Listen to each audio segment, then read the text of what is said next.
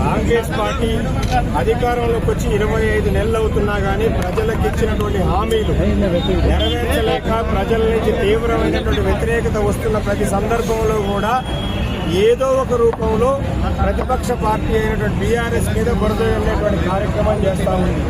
దానిలో భాగంగానే ఈరోజు తెలంగాణ సాధకుడు, తెలంగాణ రాష్ట్ర ముఖ్యమంత్రి 10 సంవత్సరాల పాటు తెలంగాణని అద్భుతంగా అభివృద్ధి చేసినటువంటి కేసీఆర్ గారికి నోటీసులు ఇవ్వడం జరిగింది. కేసీఆర్ గారికి సిట్ నోటీసులు ఇవ్వటము అంటే తెలంగాణలో ఉన్న ప్రతి ఒక్కరికి నోటీసులు ఇచ్చినట్టుగానే మేము భావిస్తా ఉన్నాం. ఎందుకంటే తెలంగాణ రాష్ట్రం సిద్ధించింది కేసీఆర్ గారి నాయకత్వంలో. కేసీఆర్ గారు చేసినటువంటి వీరోచితమైన పోరాటం వల్లే తెలంగాణ రాష్ట్రం అనేది జరిగింది. ఈరోజు తెలంగాణ రాష్ట్రం ఇంత సుభిక్షంగా ఉందంటే కేసీఆర్ గారి నాయకత్వంలో, కేసీఆర్ గారు అందించినటువంటి 10 సంవత్సరాల పరిపాలనలో చేసిన అభివృద్ధి సంక్షేమం వల్ల ఇవాళ తెలంగాణ రాష్ట్రం భారతదేశంలో నెంబర్ 1గా ఉంది. కాంగ్రెస్ ప్రభుత్వం అధికారంలోకి వచ్చిన తర్వాత ఈ 25 నెలల కాలంలో కాళేశ్వరం పేరుతోని, కమిషన్ల పేరుతోని కొంతకాలం టైం వెళ్ళబుచ్చారు.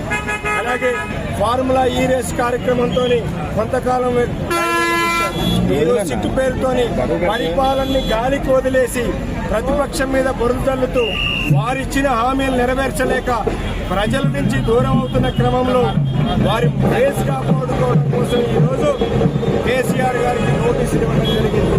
కేసీఆర్ గారికి నోటీసులు ఇచ్చినంత మాత్రాన రేవంత్ రెడ్డి మీద వస్తున్న వ్యతిరేకత పెరుగుతుంది తప్ప మీరు ఇచ్చినటువంటి 420 హామీలు, 6 గ్యారంటీలు ప్రజలకు అందే వరకు బీఆర్ఎస్ పార్టీ పోరాటం చేస్తుంది.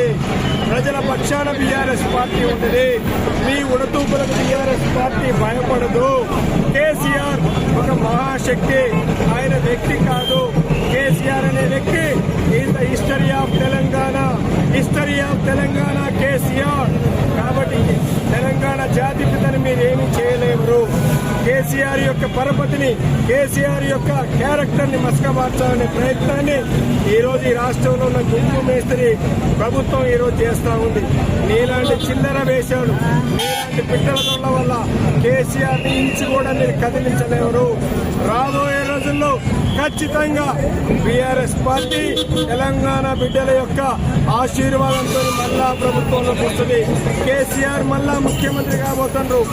ఈ రోజు ఎవరైతే తోక జాడిస్తున్నారో మీ అందరి తోకలు కట్టు కావడం గ్యారంటీ అని సందర్భంగా తెలియజేస్తాం.